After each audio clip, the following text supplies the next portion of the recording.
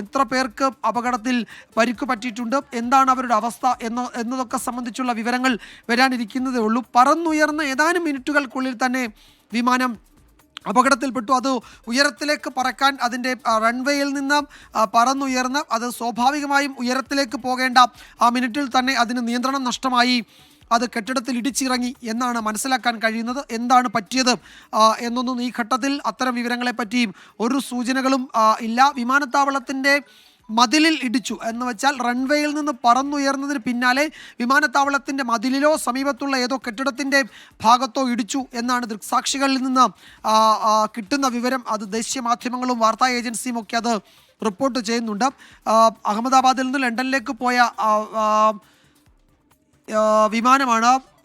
അവിടുത്തെ ഗുജറാത്തിലെ മുൻ മുഖ്യമന്ത്രി ആ വിമാനത്തിൽ ഉണ്ടായിരുന്നു എന്നൊരു വിവരം വരുന്നുണ്ട്. അത് ഒരു പക്ഷേ വിജയ് റൂപാണി ആ വിമാനത്തിൽ ഉണ്ടായിരുന്നു എന്ന ഒരു സൂചന പാസഞ്ചേഴ്സ് ലിസ്റ്റിൽ നിന്ന് കാണാൻ കഴിഞ്ഞു എന്ന് പറയുന്നു. എക്സ് ഗുജറാത്ത് ചീഫ് മിനിസ്റ്റർ ആ വിമാനത്തിൽ 242 യാത്രക്കാരിൽ ഉണ്ടായിരുന്നു. Vijay Rupani was on Air India flight എന്നാണ് പറയുന്നത്.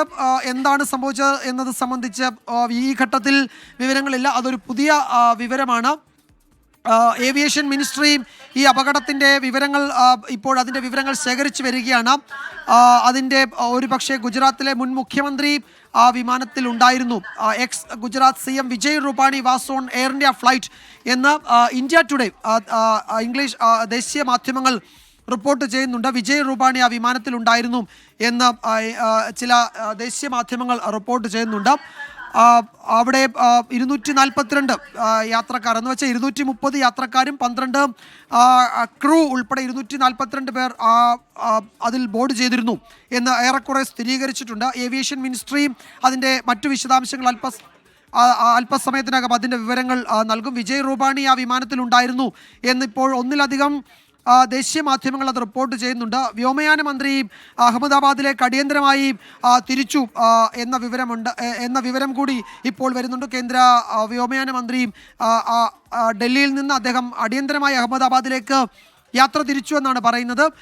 ഈ വിജയ് റൂപാണിയുടെ വിവരം ഒരു പക്ഷേ ഒന്നിലധികം ഇംഗ്ലീഷ് മാധ്യമങ്ങൾ അത് വാർത്ത നൽകുന്നുണ്ട്. അദ്ദേഹം ഗുജറാത്ത് മുൻ മുഖ്യമന്ത്രിയാണ്. അദ്ദേഹം ഈ വിമാനത്തിലുണ്ടായിരുന്നു, ലണ്ടനിലേക്കുള്ള വിമാനത്തിലുണ്ടായിരുന്നു എന്നാണ് റിപ്പോർട്ടുകൾ ഇപ്പോൾ വരുന്നത്. സമീപ നാളിൽ അല്ലെങ്കിൽ സമീപകാലത്ത് രാജ്യത്തുണ്ടായ ഏറ്റവും വലിയ ഒരു വിമാന അപകടമായി ഇത് മാറുന്നുണ്ട്. അതിലെ ആളുകളുടെ മറ്റു യാത്രക്കാരുടെ അവസ്ഥയൊക്കെ സംബന്ധിച്ച വിവരങ്ങൾ ഈ ഘട്ടത്തിൽ നമുക്ക് ലഭ്യമല്ല.